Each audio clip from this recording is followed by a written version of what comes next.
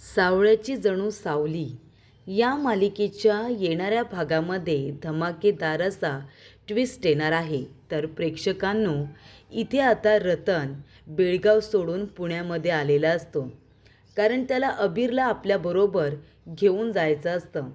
सावली रतनपासून आपल्या बाळाला प्रोटेक्ट करण्यासाठी ती आता बेळगाव सोडून पुण्यामध्ये आलेली असते. जी जागा तिने सोडलेली असते आपल्या मुलासाठी ती पुन्हा तिथेच आलेली असते.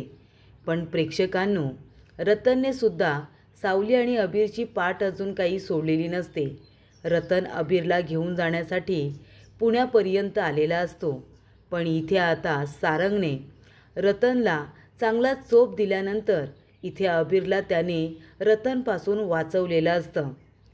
अबीरला पळून घेऊन जाणाऱ्या रतनला इथे आता सारंगने धडा शिकवून अबीरला सावलीकडे परत आणलेलं असतं.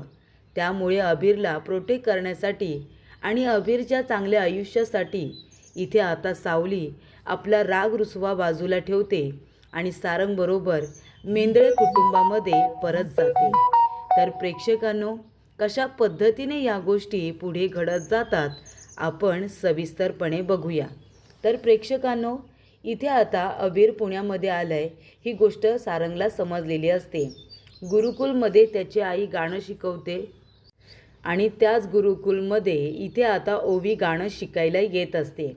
त्यामुळे अबीरची आणि सारंगची इथे आता जवळजवळ खूपच वेळा भेट होत असते. तेव्हा जोपर्यंत ओवी गुरुकुलमध्ये संगीत शिकते तोपर्यंत तू मला कुठेतरी फिरायला घेऊन जा सुपर हिरो, असं आता अबीर म्हणत असतो. आणि तेव्हा प्रेक्षकांनो, सारंगसुद्धा अबीरला इकडे तिकडे फिरायला घेऊन जात असतो. त्यामध्ये इथे आता रतनला माहिती नसतं की बेळगाव सोडल्यानंतर इथे आता सावली नक्की कुठे गेली आहे ते. रतन बेळगावमध्ये तिला सगळीकडे खूप शोधण्याचा प्रयत्न करतो. सारंगबरोबर अबीर बाहेर फिरायला गेलेला असतो.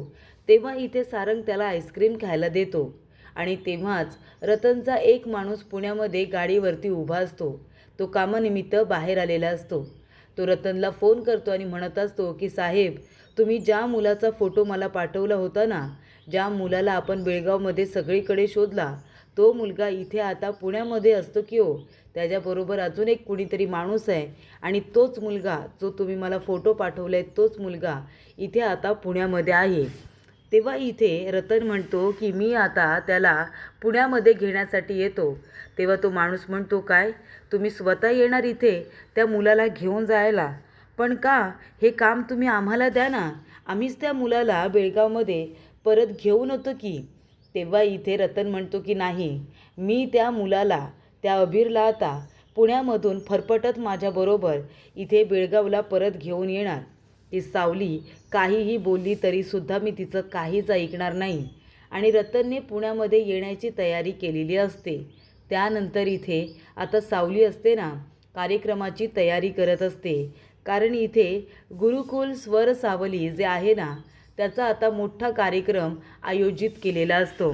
तिथे आता खूप म्हणजे ज्या पद्धतीने गुरुकुल स्वर सावली आहे ना, तसेच खूप जास्त संगीत क्लासेस आहेत. तेव्हा सगळे आता त्या इव्हेंटमध्ये पार्टिसिपेट करत असतात आणि इथे स्वर सावलीची छान ॲडव्हर्टाइजमेंट व्हावी म्हणून इथे सावलीने सुद्धा आपल्या आता स्वर सावलीला तिथे प्रस्तुत केलेले असते. म्हणजे तिथे आता प्रत्येक गुरु आणि शिष्य हे दोघेजणं गाणं गाणार असतात आणि त्याच्यामध्ये आता सावली आणि ओवी या दोघींनीसुद्धा भाग घेतलेला असतो. त्या दोघीजणीसुद्धा तिथे गाणार असतात. त्या दोघींच्या गाण्याची तयारी सुरू असते आणि त्यामुळे इथे आता सारंग जेव्हा जेव्हा ओवीला सोडायला येतो तेव्हा अबीर हट्ट करून त्याच्याबरोबर बाहेर फिरायला जात असतो. अशा पद्धतीने गोष्टी घडत असतात. आणि तेव्हा काय होतं, इथे आता अबीर हा सारंगबरोबर बाहेर गेलेला असतो आणि तिथे आता ओवीसुद्धा कार्यक्रमासाठी आलेली असते. आणि त्याचबरोबर सावली आणि ओवी या दोघीजणी स्टेज शेअर करणार असतात. दोघीजणी एकत्र गाणं गाणार असतात. माझे माहेर पंढरी, माझे सासर पंढरी, हे जे काही इथे सावलीचं आयकॉनिक गाणं आहे ते गाणं आता त्या दोघीजणी मिळून स्टेजवरती गाणार असतात. तेव्हा तिथे आता कार्यक्रम आयोजित केलेला असतो. तिथे सारंग ओवीला घेऊन येतो आणि मग काय, इथे आता ओवी गाणं गाणार असते.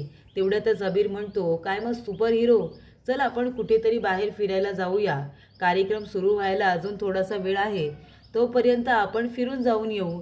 तेव्हा सारंग म्हणतो, बरं ठीक आहे. सारंग इथे अबीरला खांद्यावरती उचलतो आणि त्याला बाहेर फिरायला घेऊन जातो. त्यानंतर अबीरला खूपच छान वाटतं. तेवढ्यातच इथे कार्यक्रमाला सुरुवात झालेली असते.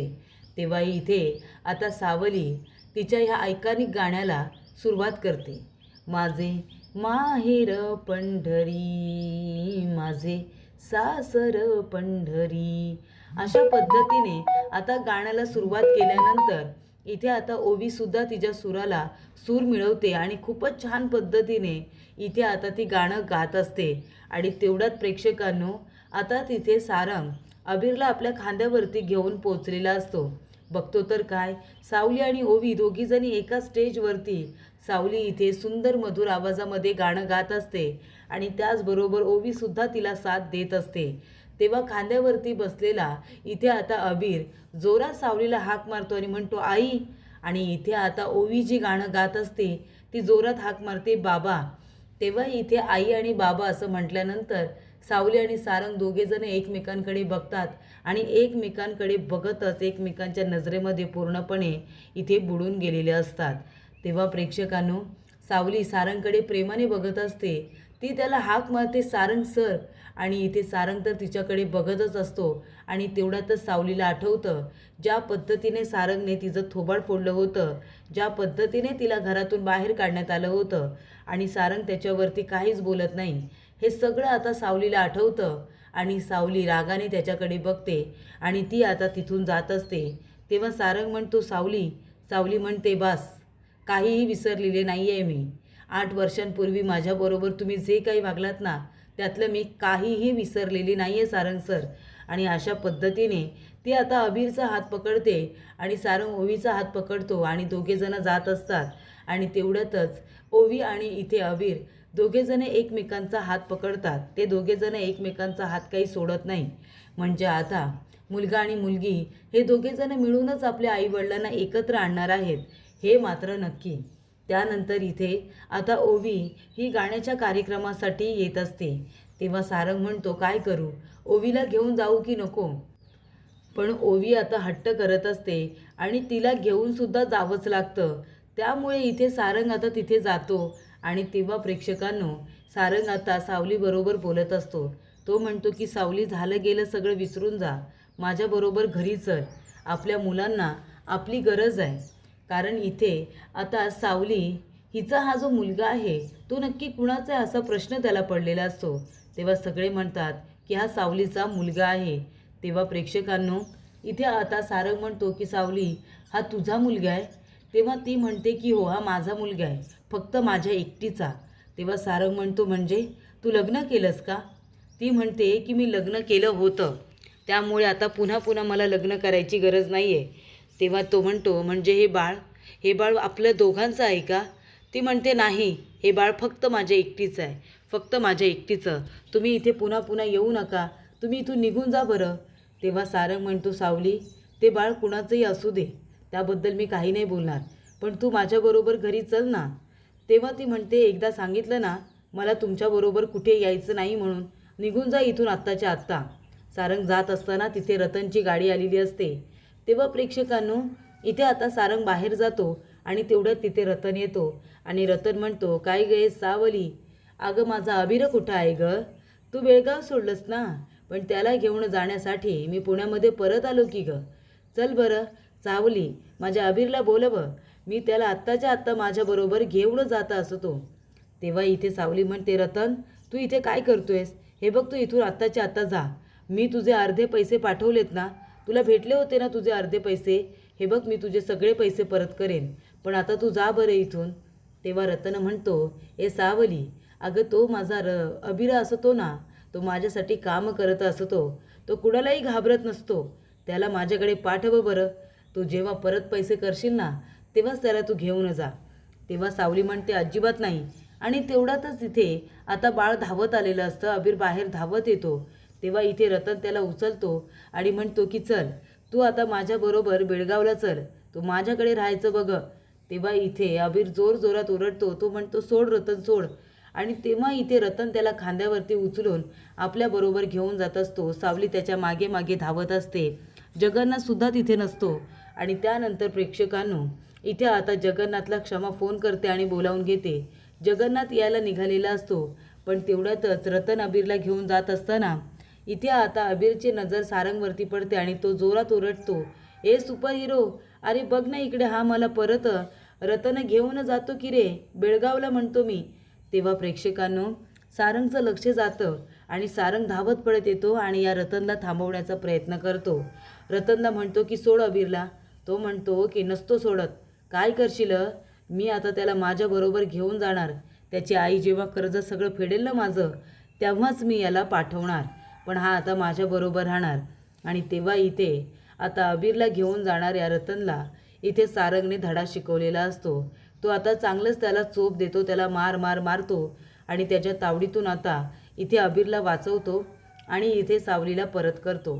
जेव्हा सारंग इथे अबीरसाठी लढत असतो ना, तेव्हा जगन्नाथ बघतो. तेव्हा जगन्नाथ कळतं की अबीरचा इथे आता बाबा त्याला मिळालेला आहे. सारंगने अबीरचा जीव वाचवला, त्यामुळे आता इथे सावलीसाठी सारंग योग्य आहे असं जगन्नाथला वाटतं. तेव्हा रतनला मारल्यानंतर तो तिथून निघून जातो. अबीरचा जीव वाचवलेला असतो. तेव्हा इथे लगेचच सारंग म्हणतो, मी काय म्हणतो सावली, बघतेस ना, तो रतन इथपर्यंत पोचला.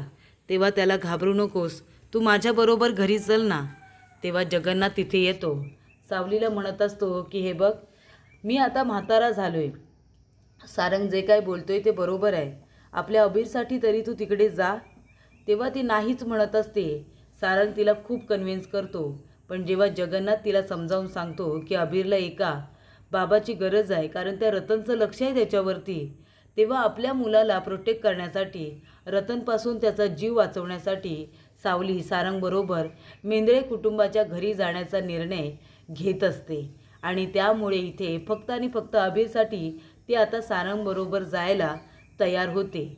त्यामुळे इथे आता सारंगने रतनला चोप देत अबीरचा जीव वाचवलेला असतो आणि अबीरसाठी सावली इथे आता सारंगबरोबर मेंदळे कुटुंबामध्ये जायला तयार झालेली असते.